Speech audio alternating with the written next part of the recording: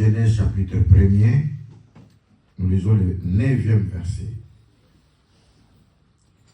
Dieu dit que les eaux qui sont au-dessous du ciel se rassemblent en un seul lieu, et que le sec paraisse. Dieu appela le sec terre, et il appela la masse des eaux mer. Dieu vit que cela était bon.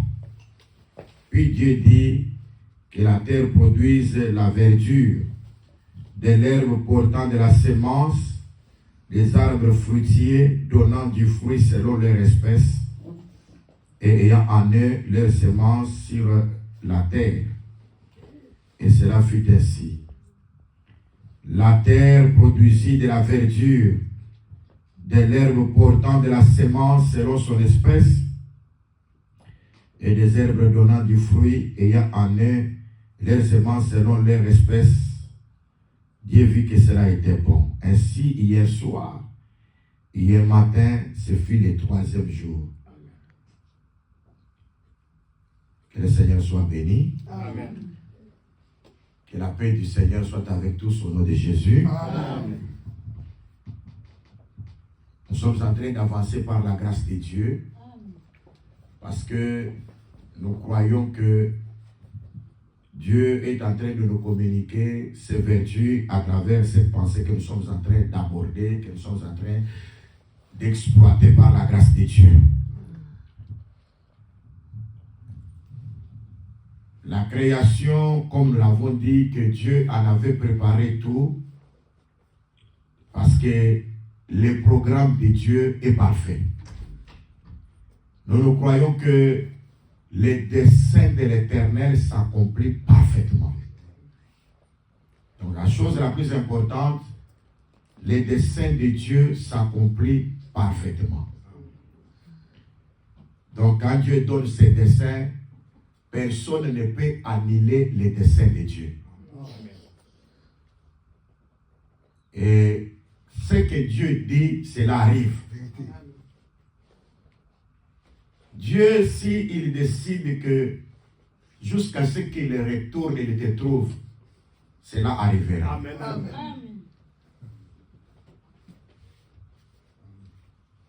Comme il a dit que si je déciderai que Jean puisse rester vivant jusqu'à ce que moi je revienne, cela s'accomplira. Amen. Et les gens commençaient déjà à faire des propagandes, à parler partout. Jean ne mourra pas jusqu'à ce qu'il revienne pour prendre Jean. Or, il avait dit, si je dirais. Amen. Donc, ils n'avaient pas compris ce que le Seigneur leur avait parlé. Il voulait tout simplement leur dire que moi, je décide. Nous connaissons un Dieu, quand il parle, lui-même s'adore. Amen. Il a marché devant Moïse et lui-même a proclamé le nom de l'Éternel. L'Éternel, l'Éternel là en colère, riche en bonté et en fidélité. Ça, c'est notre Dieu qui s'adore lui-même. Amen. Donc Dieu s'adore lui-même. Il se proclame lui-même. Il s'honore lui-même.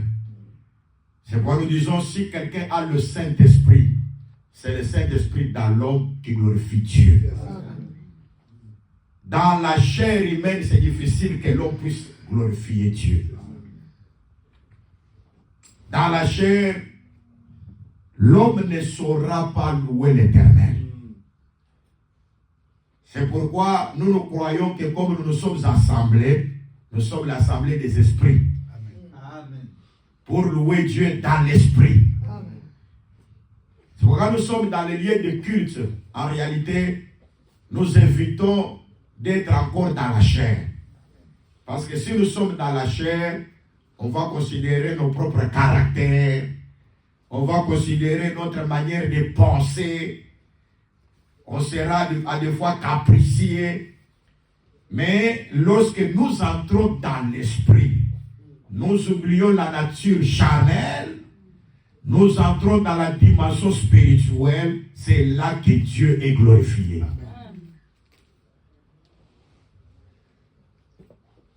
Nous avons dit que Dieu avait tout préparé. Tous les desseins de Dieu étaient déjà bien faits. Parce qu'il est celui, quand il commence, il achève. Amen. La Bible déclare, celui qui a commencé cette bonne œuvre en vous, la rendra parfaite pour les jours de son avènement. Amen. Quand Dieu ne commence pas quelque chose, la chose va arriver jusqu'à un certain temps, ça s'arrête. Mais quand Dieu commence quelque chose, ce que Dieu a commencé arrive jusqu'à la fin. Amen. C'est pourquoi l'Écriture dit que si l'Éternel ne bâtit pas la maison, ceux qui la bâtissent travaillent en vain. Amen. Il y a des maisons que Dieu n'a pas bâties, mais que les hommes ont bâties et ça se sont écroulés. Mais la maison que Dieu lui-même a bâtie ne s'écroulera jamais. Alléluia. Parce que Dieu c'est un homme sage.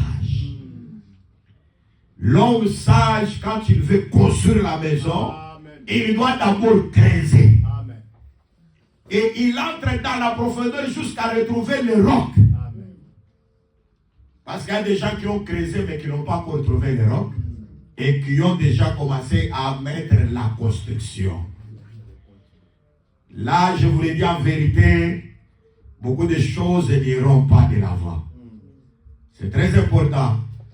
C'est pourquoi, gloire au Seigneur, parce que lui, le sage, il a trouvé, il a creusé, en creusant, il a trouvé les rocs.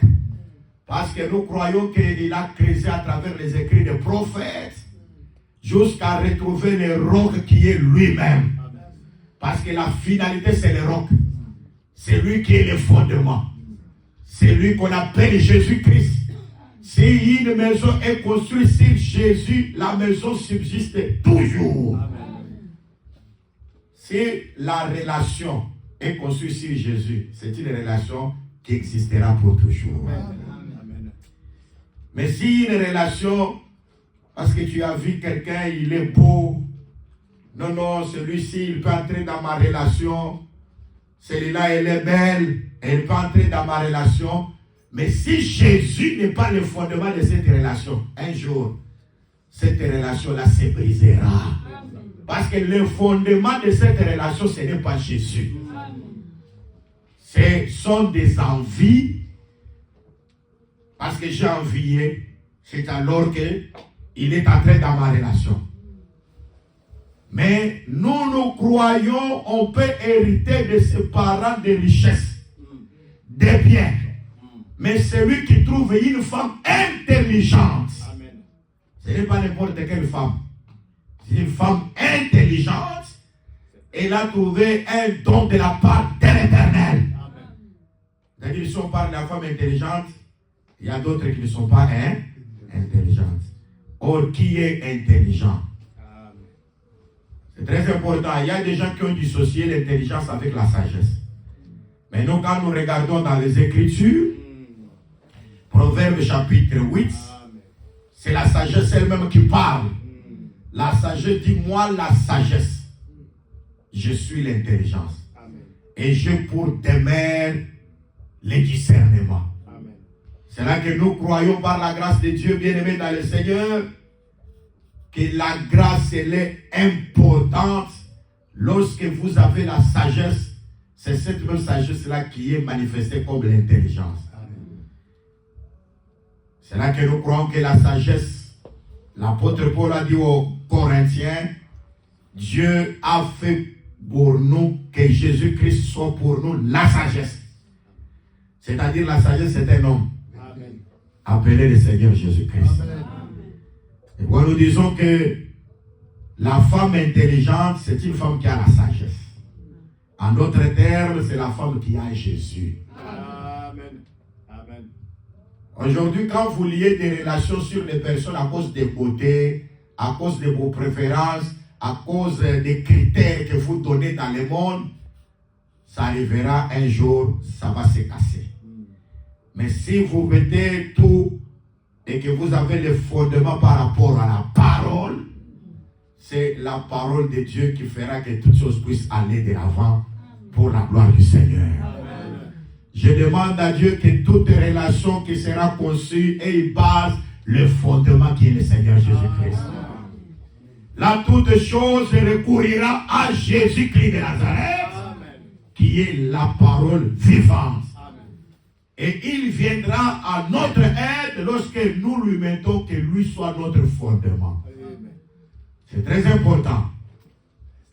C'est pourquoi nous voyons aujourd'hui beaucoup de gens, ils ont eu même des amis, ils ont choisi des amis, mais qui ne sont pas soudés parce que la liaison n'est pas là. Parce que nous croyons que le lien de la perfection, c'est l'amour. Et l'amour, c'est Dieu. Celui-ci vient, il se croise avec l'amour. L'autre vient, il se lie avec l'amour. L'amour devient le lien de la perfection. Quand nous sommes ensemble autour de l'amour, l'amour ne soupçonne pas le mal. Amen. Quelqu'un qui a l'amour ne peut jamais commencer à penser mal de l'autre. C'est pourquoi l'écrivain qui a écrit dans le livre de Proverbes nous a dit ceci, qu'il ne pense pas du mal à celui qui vit tranquillement auprès de toi. Amen. Pendant que la personne est tranquille auprès de toi, toi tu commences à penser mal de la personne. L'Écriture refuse ça. Et en d'autres termes, c'est le manque d'amour. C'est-à-dire que quand on a l'amour, nous allons toujours penser du bien de celui qui vit auprès de nous. Comme nous sommes dans l'église, vous voyez, vous regardez une personne et dites non, cette personne vraiment doit voir la sorcellerie. Tu penses mal de la personne pendant que si vous regardez très bien, la personne n'est pas sorcière. Mais quand toi tu commences déjà à soupçonner que la personne est sorcière pendant que la chose est fausse, c'est un péché. C'est un péché. Quand vous regardez, la personne même se démarche parce qu'aujourd'hui les gens haïssent des personnes même à cause des démarches.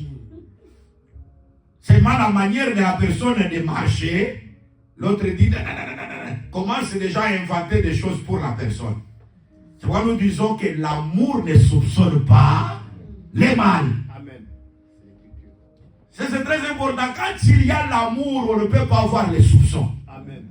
C'est pourquoi moi j'ai toujours dit, même dans un couple, si vous voyez quelqu'un est jaloux, c'est une nature charnelle. Et les jaloux n'hériteront pas le royaume. Ah, ils ne m'attendent pas. Amen. Mais je vous le dis en vérité parce que Galates chapitre 5, parmi les œuvres de la chair, il y a la jalousie, il y a toutes ces choses et les animosités. Vous pouvez dire, mais Dieu est jaloux. Mais ce sont les caractéristiques de Dieu. Amen. Dieu est jaloux. Selon le livre de Nahum, Dieu il est jaloux. Il est jaloux. Dieu il est rancunier. Ah. Mais Dieu il est rancunier. Amen. Mais c'est écrit dans le livre de Nahum. C'est le prophète Nahum qui parle que Dieu est rancunier. Mais il y a de certains caractères que Dieu a, mais Dieu ne veut pas que toi tu puisses en avoir. Amen. Dieu il est jaloux. Dieu il est rancunier. Dieu se venge. Mais à toi il dit, tu ne dois pas te venger parce que la vengeance et la rétribution m'appartiennent. Donc la vengeance c'est pour Dieu. Amen. Mais toi tu ne peux pas te venger. Et quand nous lisons le livre de Nahum, parce que je pense que c'est le chapitre 1 seulement, le livre de Nahum, le verset 2e, vous descendez, on vous parle que Dieu il est rancunier. Mais Dieu il est rancunier pourquoi? Parce que Dieu garde la rancune dans son cœur à cause de ses ennemis. Amen. Je vous le dis en vérité, il y a les ennemis de Dieu. Amen. Parce que Satan avec tous les démons, ce sont les ennemis de Dieu. Amen. Tous ceux qui s'étaient levés pour combattre Israël étaient les ennemis de Dieu. Amen. Celui qui touche Israël, il a touché à la prière de l'œil de l'Éternel. Et Dieu se vengera à cause de ses ennemis. Et un jour, Dieu détruira ses ennemis. Amen. Gloire au Seigneur. Nous croyons que le jour de la vengeance viendra. Parce qu'aujourd'hui, vous voyez, il y a eu des nations qui se sont soulevées contre Israël. C'est pourquoi dans le livre d'Apocalypse, Quand on parle du dragon, l'Écriture parle du dragon qu'il avait 7 têtes et 10 cornes. C'est très important. Et quand nous allons en Apocalypse chapitre 17e, on explique les 7 têtes, on explique aussi les 10 cornes. L'Écriture dit les 7 têtes là, ce sont les 7 montagnes. Ça, c'est ce qu'on explique à Jean. Et quand nous lisons dans l'explication, vous ne pouvez pas seulement vous atteler à quelque chose qui est là. Vous êtes déjà habitué à cela. Non, non, par l'esprit, il peut parler de cette manière. Il parle aussi d'une autre manière. Il met toutes choses en fonction pour que les gens puissent suivre. L'Écriture dit que cette tête-là, ce sont les 7 montagnes. C'est là que les gens ont vu les 7 montagnes, ils ont vu Rémus et Romulus. Ils ont dit que non, vous voyez cette ville-là qui est bâtie sur les 7 montagnes, c'est la ville de Rome, c'est Vatican. Et c'est là qu'aujourd'hui les gens parlent de l'église catholique. Parce que l'église catholique, il y a des gens qui ont nommé l'église catholique aujourd'hui que c'est Babylone la Grande. C'est l'église catholique qui dirige beaucoup de gouvernements sur la terre. Mais je vous le dis en vérité, quand l'Égypte régnait encore, Pharaon régnait, il n'y avait pas un autre roi qui pouvait soulever l'épaule. Même le temps de César Auguste, quand il a donné l'édit, il dit qu'il y aura recensement. C'est toute la terre qui obéit à César. Amen. Mais aujourd'hui, pape peut parler, mais il y a des nations qui vont résister à pape. C'est là que moi je vous le dis, pape n'est pas ce que les gens appellent Babylone la Grande. Parce que Babylone la Grande, c'est tout un mystère. Amen. Il est écrit sur son front, est écrit un nom, un mystère. Amen. Or, le mystère, c'est celui qui agit en secret. Amen. En d'autres termes, je vous l'ai dit, Babylone la Grande, c'est le mystère de l'iniquité. Amen. Or, le mystère de l'iniquité qui agit aujourd'hui, Satan lui-même se déguise en ange de lumière. Amen. Et même ses serviteurs se déguisent en ministre de justice. Amen. Ils ont la Bible, ils ont des vestes avec des cravates. Ils sont là, ils prêchent. Mais leur enseignement porte la séduction. Amen. Parce que c'est le mystère de l'iniquité qui agit déjà. Il agit dans le mystère. Amen. C'est pourquoi dans le livre de Zacharie chapitre 5, on a vu le phare. Et le phare, quand on a montré à Zacharie le phare, or, un phare c'est quoi? Un phare c'est une unité de mesure pour mesurer la farine. Parce que c'est dans la farine qu'il y a la vie. Amen. Parce que c'est la farine où on trouve la vie. Mais c'est la vérité, non? Amen. Quand un des fils de prophète est allé pour cueillir les coloquettes sauvages et qu'il a préparé, et quand l'un a touché, il a dit la mort est dans la marmite.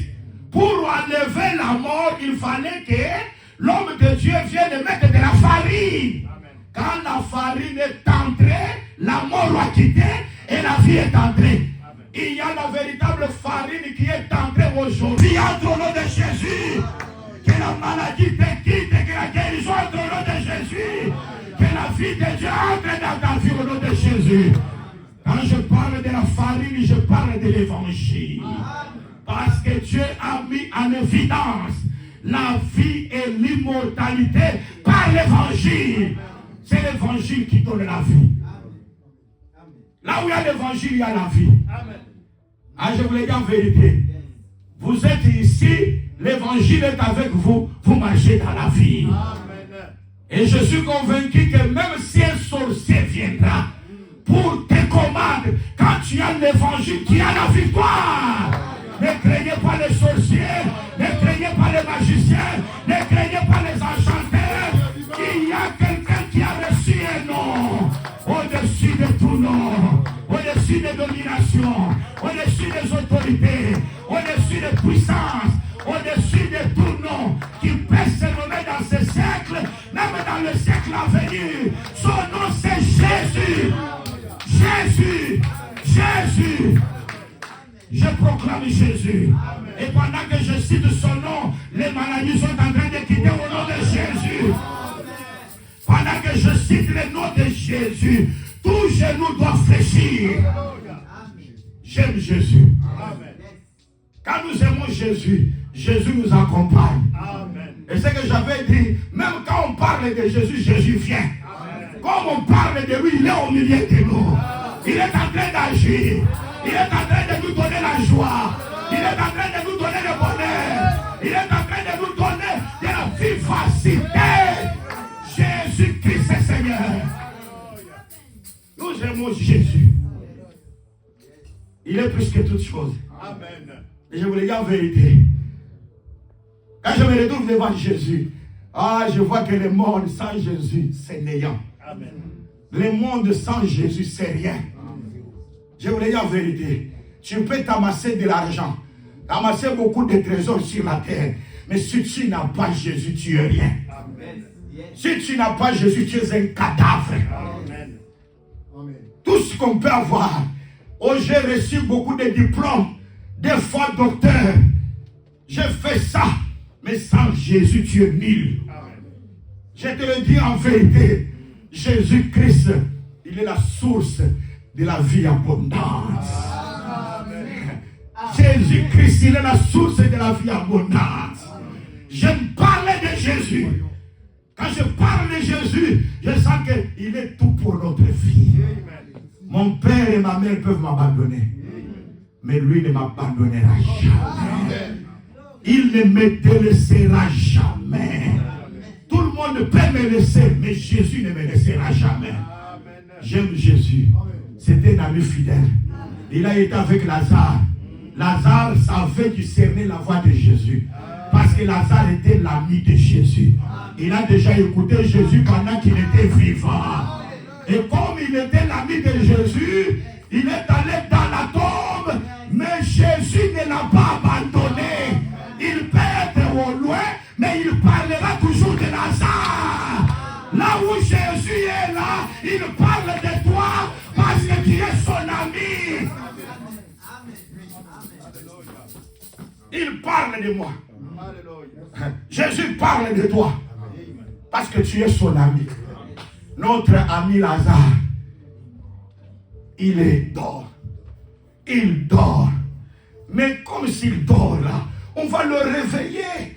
L'Écriture dit qu'en réalité, il ne parlait pas du sommeil, mais il parlait de la mort. Il dit que quand nous irons, je le réveillerai. Il n'a pas dit que nous allons le réveiller. Parce que c'est lui qui a le pouvoir de réveiller. C'est lui qui a le pouvoir de ressusciter. Parce qu'il n'y en a pas d'autre. Il a dit notre ami Lazare. Il est mort. Mais quand nous irons, je le réveillerai. Jésus, je le réveillerai. Parce que c'est lui. En dehors de lui, personne autre ne peut le faire. C'est lui la rosée vivifiante. D'Ésaïe chapitre 26, où l'Écriture a dit qu'une rosée vivifiante. Il dit que réveillez-vous les morts, mais morts, revenez à la vie. Or, les morts qui se réveillent, ce sont ces morts. Aïe, aïe, aïe. C'est-à-dire, il y a des morts qui ne sont pas ces morts. Lazare était son mort. Et pourquoi quand il vient là-bas, il ne cherchera pas l'adresse des autres morts, mais il cherchera l'adresse de ses morts. Aïe, aïe, aïe, aïe, aïe. Parce que ces morts-là lui appartiennent. Lui, il devient la rosée vivifiante pour ressusciter ses morts. Ah, mais c'est la vérité. Et pourquoi quand il vient là, avec les autres là, il dit, montrez-moi où est-ce que vous l'avez placé. Beaucoup de cadavres étaient là. Mais comme ces cadavres-là n'étaient pas ses morts, son mort était là. Lazare. Vous l'avez mis où? Oh, il sent déjà, mais ne t'ai-je pas dit. Si tu crois, tu verras la gloire de Dieu. Aïe, aïe, aïe, aïe, aïe, aïe, aïe, aïe. Est-ce qu'il y a quelqu'un qui a la foi ici? Est-ce qu'il y a quelqu'un ici qui doit voir la gloire de Dieu? Est-ce qu'il y a quelqu'un qui peut aller au-delà de ce que les humains parlent? Si tu crois, tu verras la gloire de Dieu. Devant lui, les cancers tombent. Devant lui, les hépatites tombent. Devant lui, le sida tombe. Devant lui, il n'y a pas de maladie incurable. Devant lui, le mort ressuscite. Et la bonne nouvelle est annoncée aux pauvres. Gloire à Jésus. Ah, c'est ça ce qui nous donne la joie. Amen. Amen. Parce que nous lui appartenons. Amen. Il est notre ami. Hein? Il parle toujours pour nous. Il parle toujours à notre faveur. Amen. Jésus nous calcule. Hein? Amen. Amen. Ça, c'est vrai. Mais je veux dire la vérité. Il parle toujours pour nous. Il nous calcule. Ah, mais c'est un bon mari. Hein? Un bon mari calcule sa femme. Ah. Parce que Paul, quand il parle de ça, il dit c'est un mystère. Mais le mariage, c'est un mystère. Parmi plusieurs mystères, le premier mystère, c'est le mystère de la piété.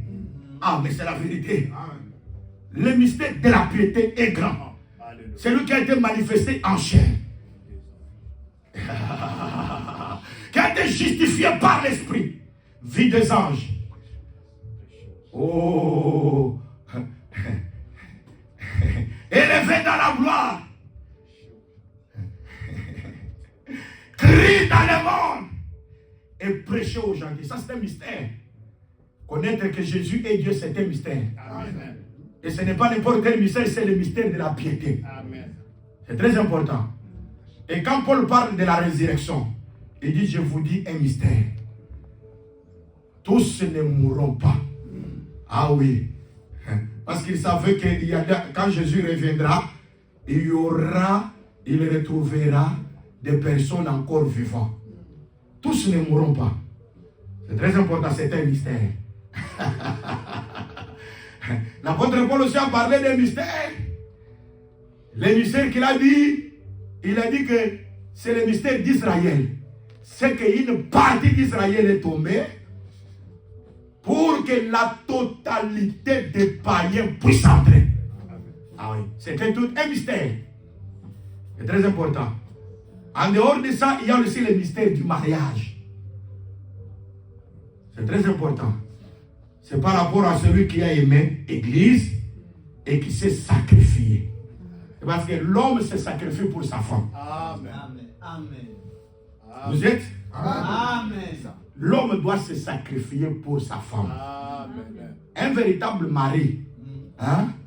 Si tu as des problèmes avec sa femme, tu as aussi des problèmes avec lui. Amen. Ah, il ne m'attend pas. Amen. Hein? Amen. Si tu as des problèmes avec sa femme, tu as des problèmes avec lui. Parce qu'il ne peut jamais laisser que sa femme soit vilipendée. Ça, le véritable mari, non? L'Écriture dit qu'il prend soin de sa femme. Et qu'est-ce que l'Écriture dit? Il la nourrit. Hein? C'est très important. C'est-à-dire, il prend soin de sa femme, il la nourrit. Et personne ne peut se faire du mal à lui-même. Amen. Est-ce que vous m'entendez? Amen. Et pourquoi l'homme ne peut pas battre sa femme? Est-ce que vous m'entendez très bien? Amen. L'homme ne peut pas, parce que quand tu bats ta femme, tu te bats toi-même. Amen. Est-ce que vous m'entendez très bien? Amen. Bien sûr. C'est-à-dire que l'homme doit prendre soin de sa femme, nourrir sa femme, faire tout pour sa femme. C'est très important. C'est ce que Jésus-Christ fait pour nous. Amen. C'est pourquoi l'Écriture dit que c'est mystère. Il parle du mystère, du mariage, c'est un mystère. Quand il y a connexion, l'homme et la femme, l'homme doit prendre l'autorité sur la femme. C'est très important. Mais la femme doit être soumise à toutes choses, comme au Seigneur. Amen. C'est très important. Moi, je dis, pour que la femme devienne soumise à l'homme, il faut que l'homme d'abord commence. Ah, il ne m'entend pas. Amen. Il faut d'abord que l'homme commence. Parce que c'est l'homme qui est le chef, Amen. qui doit montrer le modèle. Est-ce que vous m'entendez très bien? Mais si l'homme ne montre pas le modèle, comment la femme sera soumise? Toi, tu veux que la femme te soit soumise, mais toi, tu n'es pas le modèle. Oh. Que j'explique encore un petit peu? Oui. Que j'explique un petit peu? C'est la vie. Oui, parce que C'est la vie. je crois de tout cœur que le centenier Romain avait raison. Il a dit ceci. Allez lui dire qu'il ne vienne pas sous mon toit. Parce que moi aussi, je suis soumis à des supérieurs. Et j'ai mes inférieurs. Quand je dis à celui-ci, va, il va. Et à l'autre, viens, il vient. C'est-à-dire, si quelqu'un est soumis au supérieur, l'inférieur aussi sera soumis à lui. Amen. Vous m'entendez très bien? 1 Corinthiens chapitre 11e. Le frère Paul dit ceci: Dieu est le chef de Christ. Christ est le chef de l'homme. L'homme est le chef de la femme. C'est-à-dire que chacun son supérieur. Quand maintenant tu es soumis au supérieur, l'inférieur aussi te sera soumis. Mais ici, le centenier Romain, c'est Adam, non? Il était soumis au supérieur qui était la parole. Les inférieurs, les animaux, même l'ours. L'inférieur aussi nous sera soumis. Quand vous obéissez à la parole, il y a des inférieurs qui vont commencer à vous être soumis. La maladie, c'est votre inférieur. Hein? Les démons, ce sont vos inférieurs. Mais quand vous êtes soumis aux supérieurs, même les inférieurs, vous soumis. C'est très important. Alors, quand l'homme n'est pas le modèle de sa maison, on regarde l'homme, tu n'es pas le modèle. Tu ne appliques pas la parole. Ton inférieur qui est ta femme, te deviendra aussi impoli. Est-ce que vous m'entendez très bien? Il y a des choses que la femme ne fera pas encore parce que toi, tu n'obéis pas. Donc en réalité, c'est toi l'homme qui doit être d'abord le modèle dans ta maison. Ah, mais c'est la vérité, non? Amen. Vous voyez les enfants qui deviennent maintenant impolis par rapport à leur maman. C'est parce que maman est impolie à son mari. C'est très important. Donc vous voyez aujourd'hui les enfants, maman parle, l'enfant réplique. Maman parle, l'enfant réplique. L'enfant, c'est parce que, en réalité, toi, maman, tu n'es pas soumis à ton mari. Et vous engendrez les déséquilibres. C'est très important. Je vous le dis en vérité. Quand quelqu'un fait un mauvais choix, il peut entrer en enfer à cause de cela. Le mauvais choix peut même faire que la personne puisse entrer même en enfer une fois à cause de cela.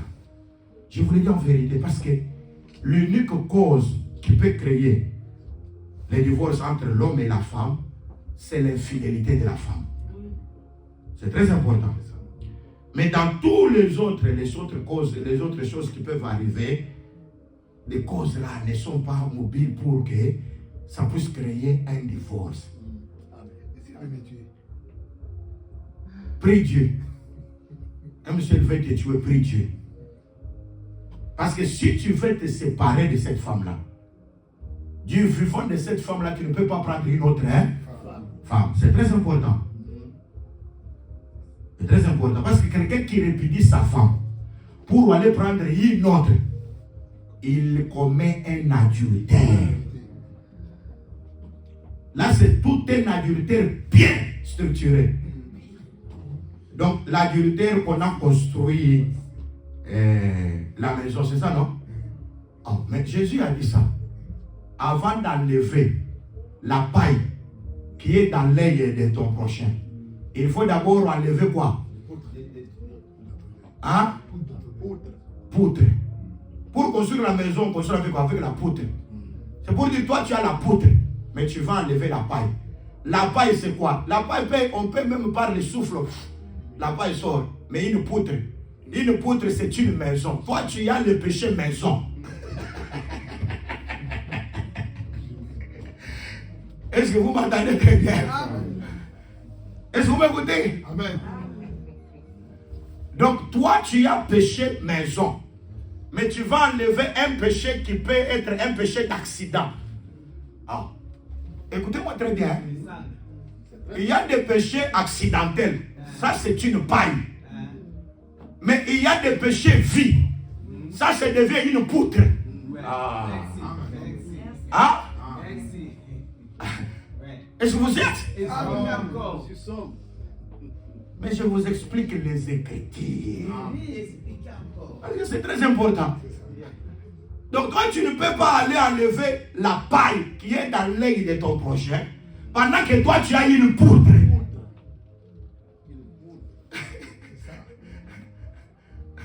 Parce que la poudre sert à construire une maison. Nous disons, mesdames et Seigneur, qu'il y a des gens qui ont déjà des péchés poudres. Hein? Donc les péchés là, ça devient toute une vie pour lui. Ça, c'est une poudre. Et la personne dit, ça c'est ma faiblesse. Hein? Moi, c'est ma faiblesse. C'est une poudre. Ce que toi tu appelles faiblesse là, c'est une poudre. Mais il peut affirmer qu'une paille peut venir. Ah oui. Et un souffle vient là. La paille sort. Très important. Je vous le dis en vérité, le péché poudre, c'est l'incrédulité. C'est une vie du péché permanente.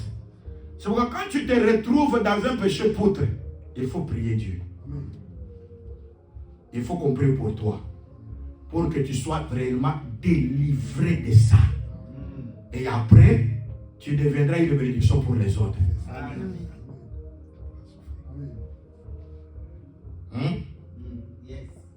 C'est très important. Quand nous disons bien aimés dans le Seigneur,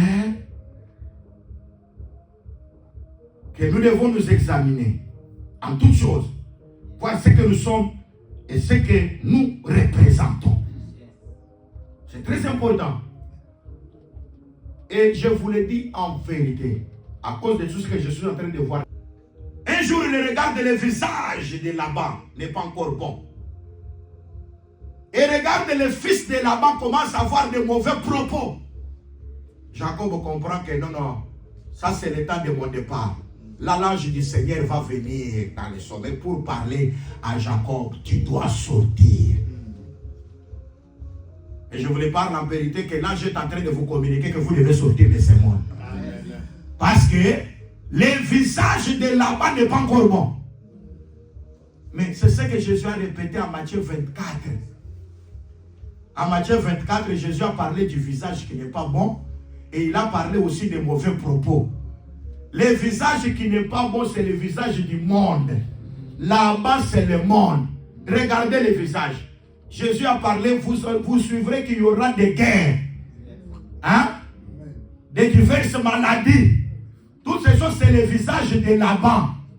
Le monde n'est pas encore bon pour nous. Aïe, aïe, aïe, aïe. Ça, c'est l'image de Laban qui n'est pas bon. Vous entendrez parler de guerre. Vous entendrez parler de tremblement de terre en divers liés. C'est comme on m'a informé du tremblement de terre qui a tué beaucoup de gens, non? Hein? Jusqu'aujourd'hui, il y a des bilans qui s'augmentent, des morts. Hein? Vous pouvez apprendre que le tremblement de terre, ça c'est le visage de Laban. L'Écriture parle qu'il y aura de grandes pestes, de beaucoup de maladies incurables qui se propagent dans le monde. Ça c'est la face de Laban. Il y aura des guerres, des menaces de guerre, toutes ces choses-là, ça arrive. Vous entendez que dans un pays, il n'y a pas la paix, il y a ceci. C'est le visage de Laban. Tout ça, pour toi qui es Jacob, tu prends déjà une instruction. Amen. Tu comprends que ce monde ne t'appartient pas. Amen. Tu dois sortir. Et en dehors du visage de Laban, il y a les mauvais propos de ses fils. Amen. Les mauvais propos, c'est la séduction. Amen. En dehors du visage du monde, de ce qui arrive, Jésus a parlé aussi de la séduction, qui sont les mauvais propos des fils de Laban. Or, les mauvais propos, ce sont les mauvais enseignements. Quand vous voyez, ils ont disparu dans le rue, mais aujourd'hui, ils sont plus dans les églises, dans les TikTok. Vous voyez, ils disent des choses là, ils tâtonnent sur des personnes. Je vois, vous voyez, vous êtes dans des difficultés. Mais dans ce monde qui n'a pas de difficultés. Sœur, je vois qu'il y a des problèmes de douleur de bas-ventre. Beaucoup de sœurs ont des problèmes de bas-ventre. Tout ça seulement pour mentir les gens. Ils sont derrière ces choses. Et aujourd'hui, regardez ce qui se fait. Il y a de ceux qui se disaient qu'ils sont pasteurs, prédicateurs de la bonne nouvelle. Ce sont eux qui sont devenus des chroniqueurs de musique,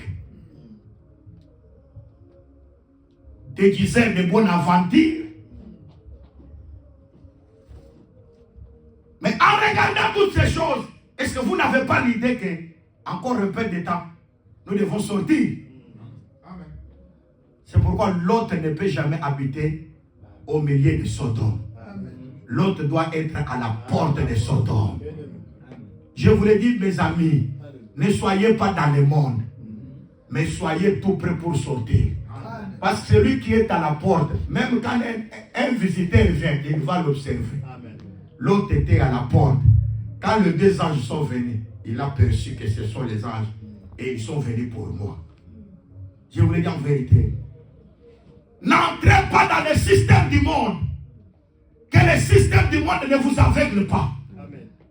Tout ce que vous voyez dans les réseaux sociaux, tout ce que vous voyez dans tout ce qui se fait, qui font des tapages dans le monde, n'entrez pas dans ces choses.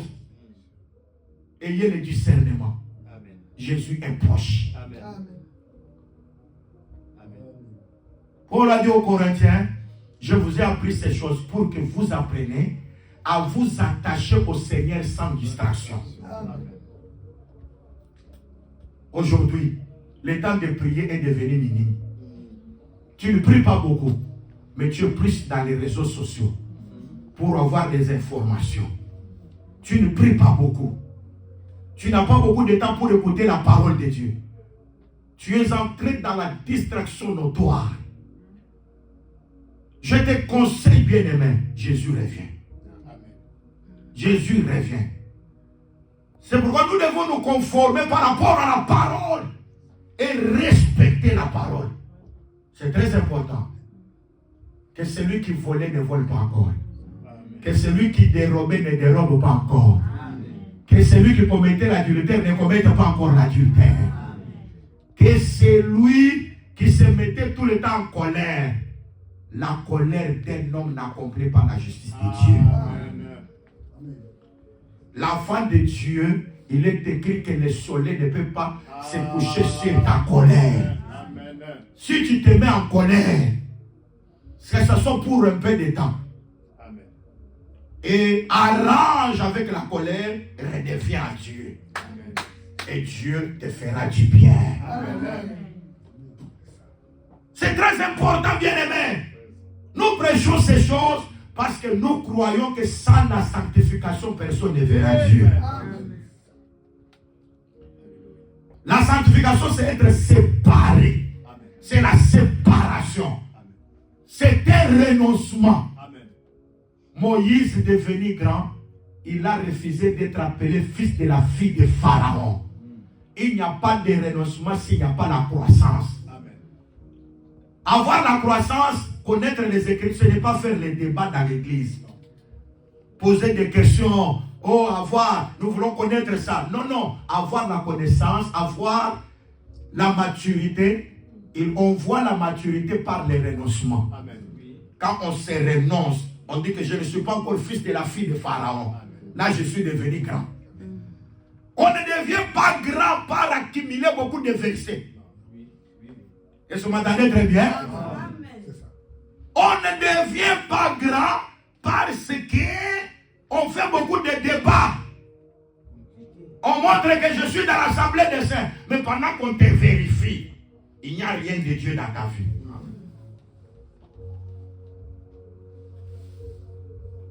Nous avons aujourd'hui beaucoup de personnes candidats de l'affaire, mais ils se vantent. Nous sommes de l'assemblée des saints. Nous verrons le Seigneur. Mais candidats de l'affaire.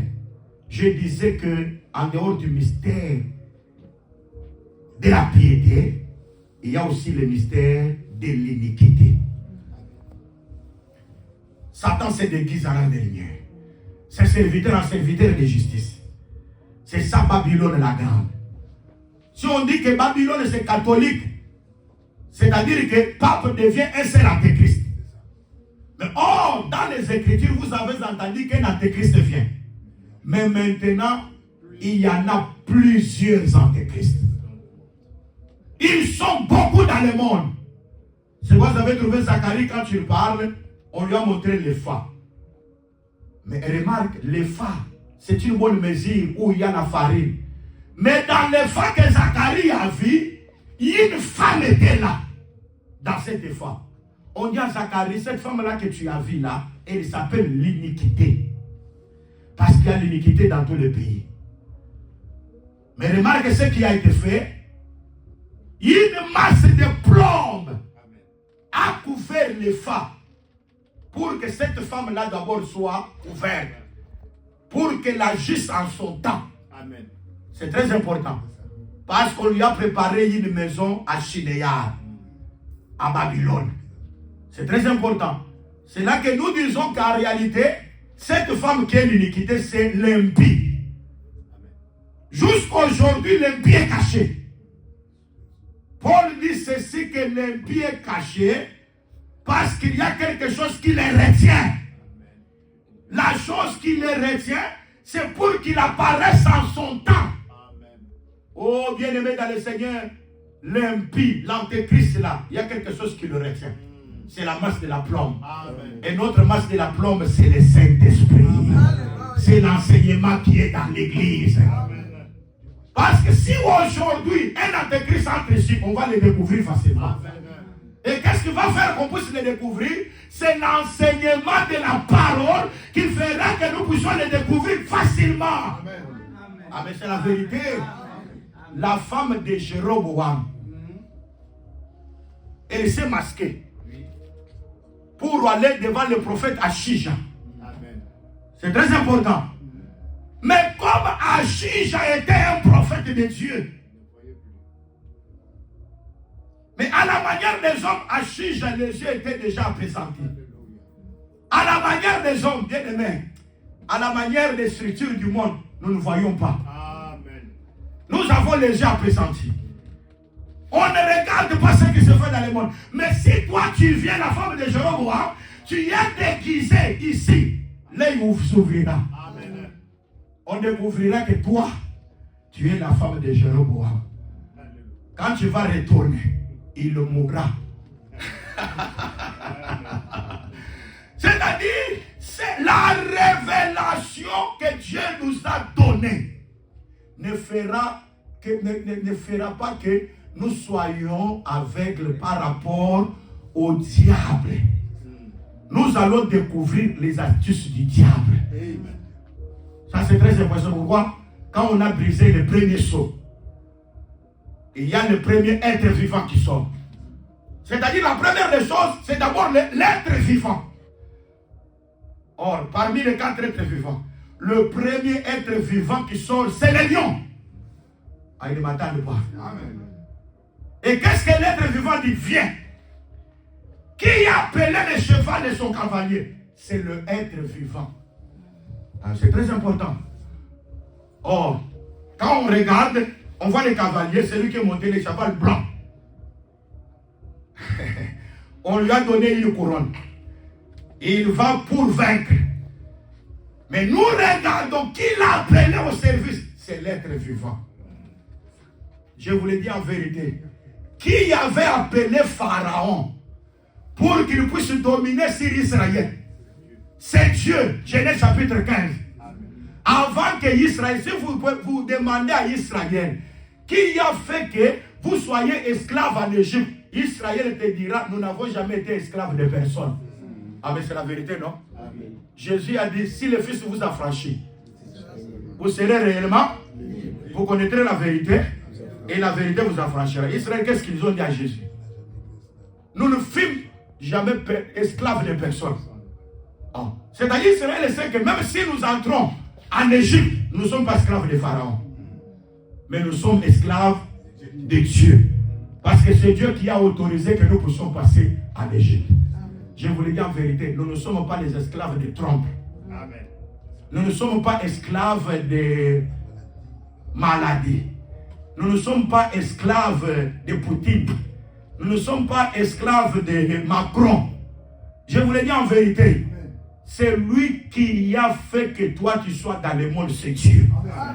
Quand Dieu appelle un adversaire, l'Écriture dit que le Seigneur, c'est lui qui avait mis à dessein Pharaon pour le détruire, afin que la gloire de l'Éternel puisse se répandre sur toute la terre. Quand Dieu élève un ennemi devant toi, sache que Dieu va encore détruire cet ennemi pour que les gens contemplent la gloire de Dieu. Je veux dire que si Lazare est malade, cette maladie-là, c'est pour la gloire de Dieu.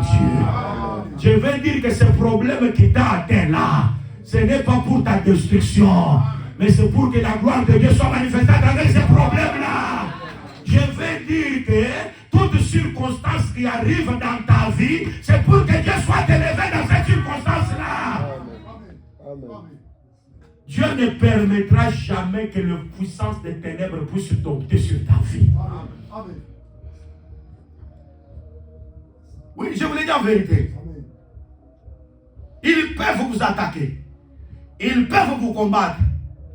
Ils vous feront la guerre. Mais ils ne vous vaincront pas. Guerre, oui. Mais la victoire dans leur camp ne sera pas là. Est-ce que vous m'entendez, bien aimé? C'est très important. C'est pourquoi nous disons que le lion qui est caché, le premier être vivant, c'est la doctrine de la parole. Même quand celui-là viendra déguisé en couleur blanche, qui est la couleur de la justice. Mais comme nous avons le premier être vivant qui est là, l'enseignement, nous allons le découvrir. Ce qui fait la force de l'église, c'est la parole. Quand vous avez la parole, vous savez discerner tout ce qui n'est pas bon. C'est pourquoi ne mélangez pas les choses. Attachez-vous à la parole. Et le Seigneur fera de vous quelque chose d'une importance capitale. Même si ça ne marche pas, ne faites pas le compromis avec la parole. Même si des choses commencent à vous compliquer, restez attaché à la parole. Et c'est la parole qui vous gardera. C'est la parole qui vous fera élever dans la victoire. C'est très important. C'est pourquoi, bien aimés, soyons soumis à la parole. C'est lui qui a commencé cette bonne œuvre en vous. La rendra parfaite. Dieu commence, Dieu achève. Donc nous avons parlé que Dieu, il est venu. Il a vu qu'il y avait des ténèbres. Il a placé la lumière. Il a séparé les ténèbres avec la lumière. Et après, Dieu a créé l'étendue pour séparer les eaux d'en haut et les eaux d'en bas. L'étendue, c'est le ciel. Le ciel, c'est le Seigneur Jésus-Christ. Il a séparé les eaux.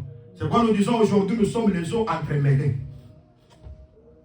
Nous mangeons ce qu'eux mangent. Nous nous habillons ce qu'eux s'habillent. Nous marchons dans le monde. Vous travaillez là où ils travaillent. Mais il faut que les ciels soient établis pour créer la différence. Afin que vous soyez séparés. Que vous allez au ciel et que les autres eaux puissent rester. C'est là que nous disons que le ciel qui a marqué la différence, c'est le Seigneur Jésus-Christ, qui fait marquer ceux qui doivent être enlevés et ceux qui doivent rester. Ça, c'est le deuxième jour. Les autres qui vont aller là-bas glorifieront l'Éternel, rendront des gloires au Seigneur, parce que le ciel a été placé pour les eaux d'en haut. C'est très important. Dieu a toujours créé la séparation. Séparez-vous avec ce qui est mal et Dieu sera glorifié. Dieu n'a pas laissé. Les eaux qui étaient aussi restés en bas, Dieu a dit à ces eaux-là, rassemblez-vous. Les eaux de la terre devaient se rassembler.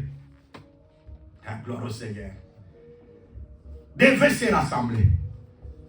Mais les secs manifestés, Dieu appela cette terre et appela la masse des eaux la mer. Alors, si on demande à Dieu, maintenant nous voyons le sec. Le sec est sorti d'où? Où est-ce que le sec habitait? Dieu va te dire que le sec ici habitait dans l'eau. Amen. Amen. Mais quand j'ai réuni les eaux, le sec est sorti. Et maintenant j'appelle le sec la terre, j'appelle les eaux mer. C'est-à-dire Dieu a fait sortir un peuple dans plusieurs peuples.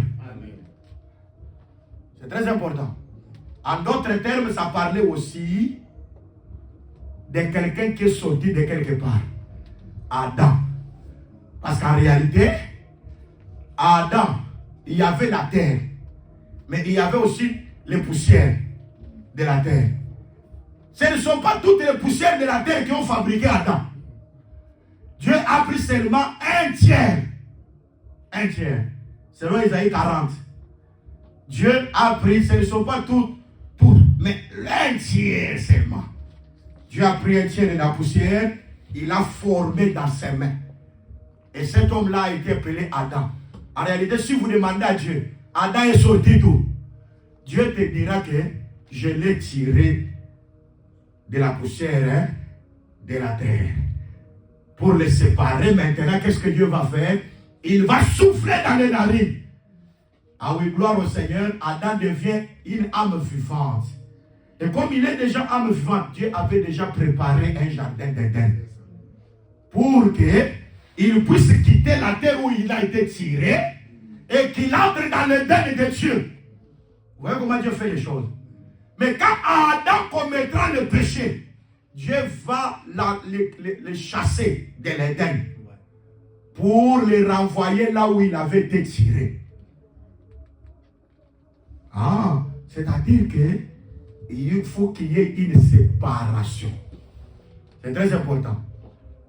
C'est pourquoi nous disons qu'en réalité, la terre a été soumise en dessous des eaux. Mais je vous le dis en vérité, qui a soumis cette eau-là? Et cette terre-là dans les eaux, c'était Dieu d'abord. Mais le troisième jour, Dieu doit retirer la terre des eaux. Oh, gloire au Seigneur, parce qu'il y a une terre qui a été tirée des eaux. Amen. La terre tirée des eaux, c'est le Seigneur Jésus-Christ. Amen. Le premier jour, il était dans l'eau. Deuxième jour, dans l'eau. Troisième jour, il faut qu'il puisse sortir des eaux. C'est pourquoi nous disons que Jésus est ressuscité des morts.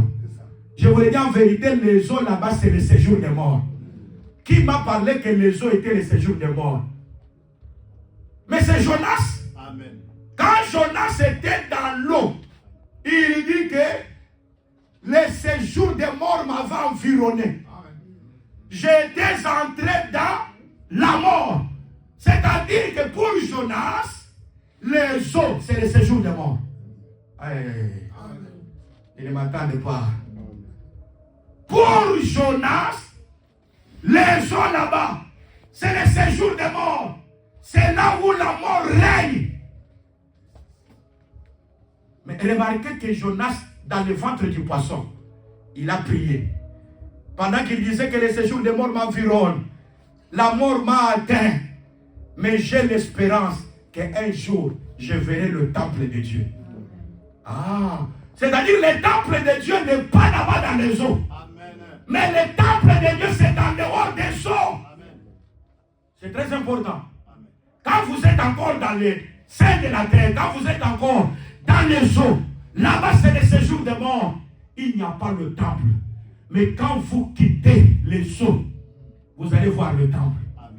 C'est-à-dire le temple, c'est l'adoration. En d'autres termes, le temple, c'est là où il y a le pardon de péché. En dehors le temple, j'aime le temple. Là où il y a le temple, c'est Dieu qui est là. Amen. Mais c'est très important. Et vous vous souvenez que l'Écriture dit que quand Dieu a séparé son peuple avec le peuple barbare, Judas est devenu qui? Est-ce que vous vous souvenez de l'Écriture? Hein? Vous êtes? Amen. Vous rêvez? C'est Radel. Ne dors pas. Regarde-moi. Quand Dieu fait la séparation d'Israël, il les sépare avec le peuple barbare. Le peuple barbare, c'est qui? C'est les Égyptiens. Ce sont les nations. Ce sont les Babylones. L'Écriture dit que Juda est devenu le sanctuaire de Dieu. Pour que Juda devienne le sanctuaire. Or, quand on parle du sanctuaire, on voit le temple. Amen. Vous êtes? Amen. Quand on voit le sanctuaire, on voit le temple. Mais pour que Juda devienne un temple, il faut qu'il soit séparé avec le peuple barbare. Quand je parle de peuples barbares, ce sont des peuples qui ne connaissent pas Dieu. Amen. Ah, mais ce sont les habitants de l'île de Malte, non? Amen. Des Actes des Apôtres, chapitre 28. Ils ont vu que le serpent avait mordu Paul. Les pères barbares qui ont dit il va mourir.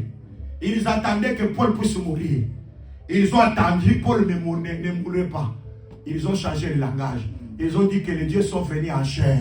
Les barbares, et ils voient toujours la mort. Mais un jour, les barbares vont changer leur langage.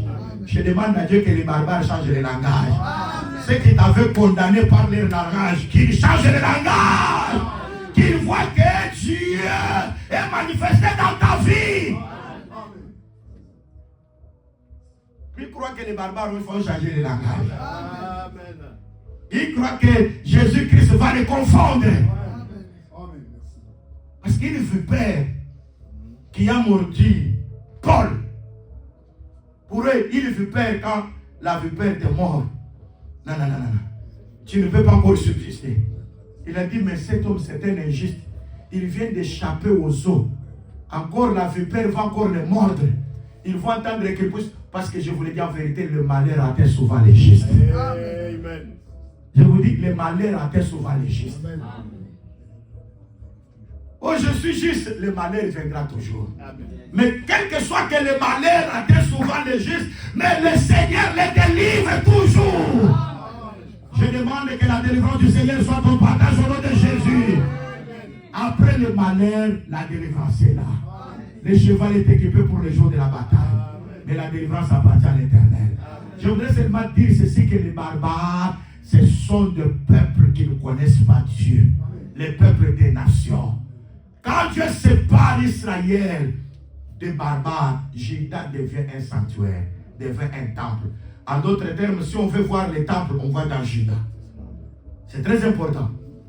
Mais remarquez, lorsque Josué est en train de partager les territoires, il donne un territoire à Juda. Mais Siméon n'a pas de territoire. Josué va comprendre et va dire non. Je prendrai Siméon. Je vais le mettre en Juda. Comme Juda c'est un sanctuaire, il faut que Siméon puisse entrer en Juda. Et je comprends par la grâce de Dieu que quand on parle du sanctuaire, on voit du temple. Mais Siméon c'est l'oreille. Parce que quand Siméon a été mis au monde, sa mère a dit que Dieu a entendu. Parce que Siméon c'est l'oreille. Là où il y a le temple, il y a aussi l'oreille.